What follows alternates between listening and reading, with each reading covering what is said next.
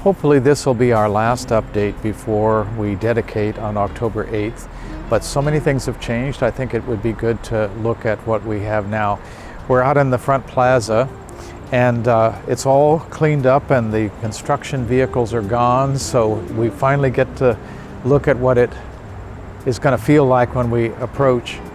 One of the things you'll notice as you approach the doors is that these two trees form a kind of a framework for the plaza area, and these planters actually enhance that. They've been equipped with underground water systems so that each plant is watered, and these will grow and mature over the years, and this should just get more and more beautiful as time goes on.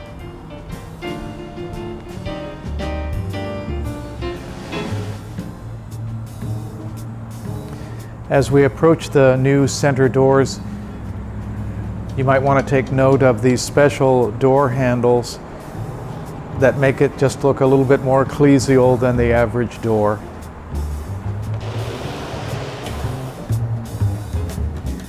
One feature that emphasizes this processional path is the enlarging of the center door, and that is very nicely done.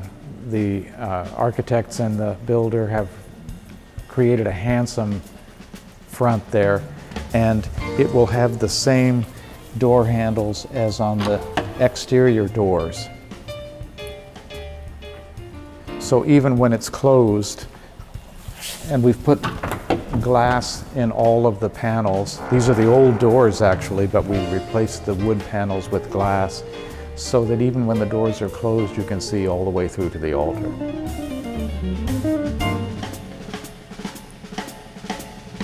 So in the gathering space, the first thing we notice is this processional path that runs all the way through the font to the altar. And everything else has been carpeted here, so we have a much quieter space to visit in.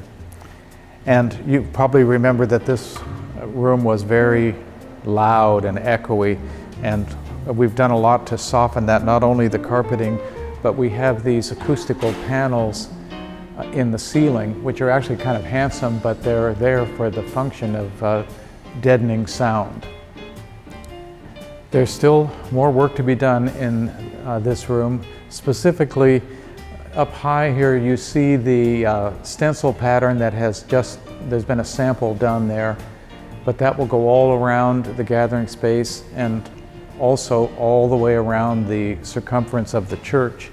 So that's going to give it a much more ecclesial look, and it's just going to give a kind of a finishing touch to the whole thing. That's going to get installed next week.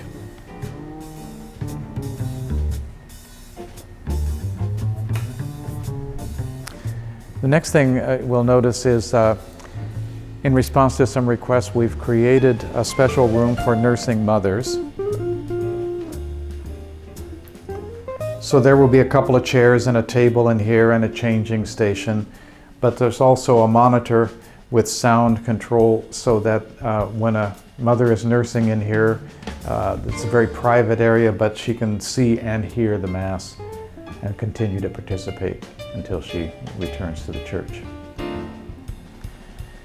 The next thing we should look at is the restrooms, which have all been updated, and we can take a look at those. All new tile, new fixtures, all new surfaces.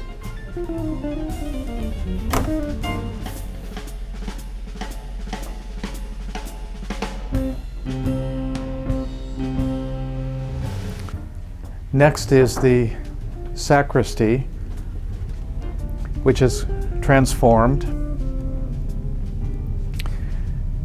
There used to be cabinets along here and very little hanging space.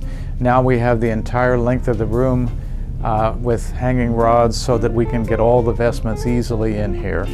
So this will just be a vesting sacristy.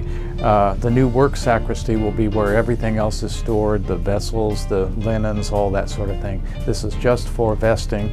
So this is the priest's area. Father Don and I will have our vestments here.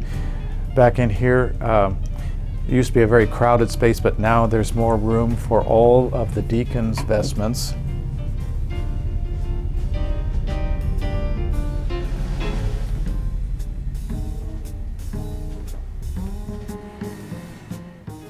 The old daily mass chapel has now been transformed into the new cry room. And so there will be a few chairs up front with a nice view of the altar. And the rest of the space will just be crawl space for children. Sometimes it helps them to be able to crawl around on the floor. And if a parent is back here kind of monitoring children, there's another monitor here, and so that they can see what's going on at the altar at the same time. This is not going to be an overflow space anymore. And so we're really going to try to reserve it as a cry room only so that families can feel comfortable coming in here. And we've put soundproof glass in the wall there so that people even sitting close to that wall won't be able to hear children crying in here.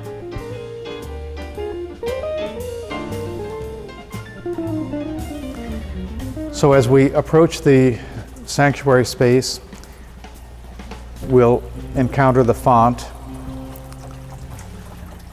And the font is almost completed. There are a few little pieces yet to go on, but it's filled with water. And you'll be able to sign yourself in these upper pools, but it overflows into the lower pool with a gentle sound. This water is not blessed at this point.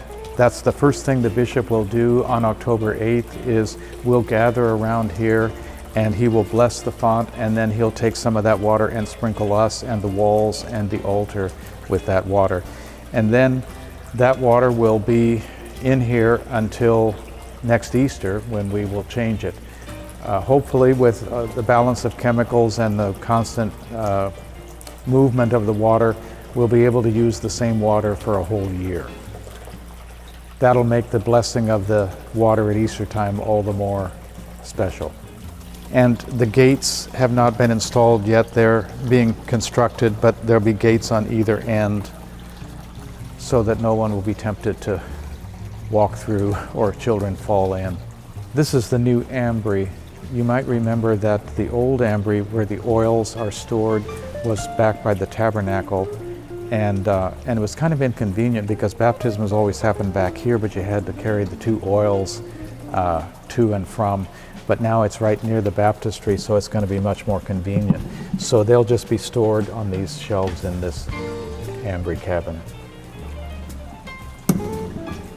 So as we process down the center aisle, we'll be approaching the altar. The altar is new, made of limestone. It's designed to kind of mimic what's happening behind it in the altarpiece. Those angles of wood are the same angles in stone. And similarly with the new candlesticks, which are specially made for this, those same angles are present in the candlesticks as well. So the tabernacle has been moved from the side over there to the center, and it's right behind the altar. And you'll probably recognize our old tabernacle. We're still using the same one. And these doors in front of it have been installed specifically for Mass, so that they will be closed during Mass so that the altar will be honored instead of the tabernacle. But then after Mass and the rest of the time they'll be open. And they're designed, they're not installed yet, but the same Eucharistic symbol that will be here will be on the back of this door, so you'll see that same image whether the door is open or closed. Next, let's look at the ambo, which is also of limestone, designed to tie in with the altar. And it's in the same place that the old one was. And one new feature that is kind of nice is it has a built-in step for children to read from. So it's on a hinge and it pulls out and down so that children can step up on that and proclaim the scriptures. particularly during religious ed on Wednesday nights. This is our processional cross, and it's on the opposite side from the Old Covenants, and it'll be hung here. So as it gets processed in, it'll just be brought up and hung on this rack. And there's a similar rack out in the gathering space. So it'll be picked up by the extraordinary minister out there, brought in here for Mass and hung here.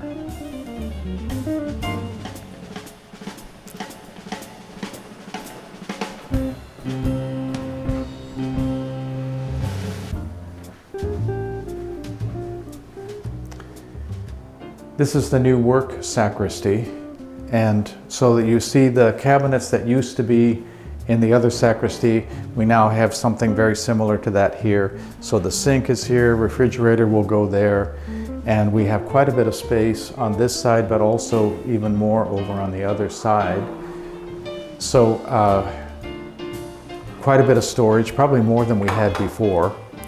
And then there's an extra closet here where the votive candles will be kept before they're brought out to the Thomas More Chapel.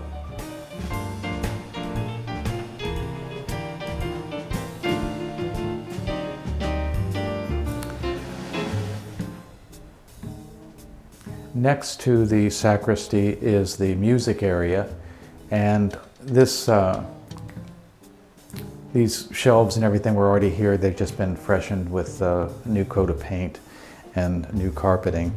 And so instruments, microphone jacks, all those kinds of things will be stored here because this is easily accessible to the music area for Mass.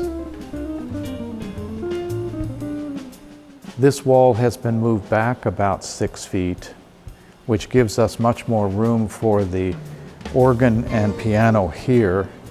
You might remember we used to have risers back in the corner. Now the organ and piano are going to be back there. And because we moved that wall back, there are great sight lines to the altar so that they won't be guessing what's going on, they can see it. And then the choir will be positioned in the pews right in this section. And you might notice all the hanging microphones. That kind of identifies where the choir is going to be. And there will be some space left in the back of the choir section for the bell choir. So their tables and bells and everything will be stored back in the music area there, but they can easily be set up just behind the choir here. And when the bell choir isn't participating in Mass, then that's just area for extra seating if we need it. These two side chapels have been refreshed, and so Mary is going back where she was before, but there's just a kind of a simple dark background so that she really shines forth. And I think the simplicity and the nobility of this really fits her. It's a very nice statue, and the coloring on it comes out very well in front of that dark tile.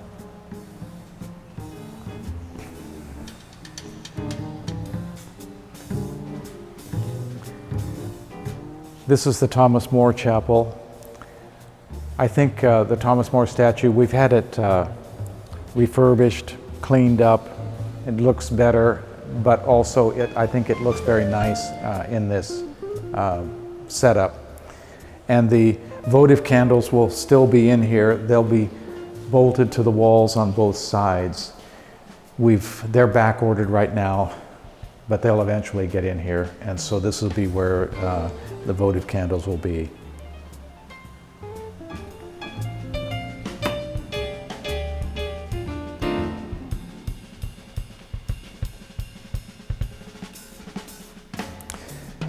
This is the new confessional, and this is a freestanding confessional screen. The fabric is being made that will go in between here so that the anonymity will be preserved, but the priest will be sitting here, and then if a person chooses to go face to face, they can sit in that chair over there.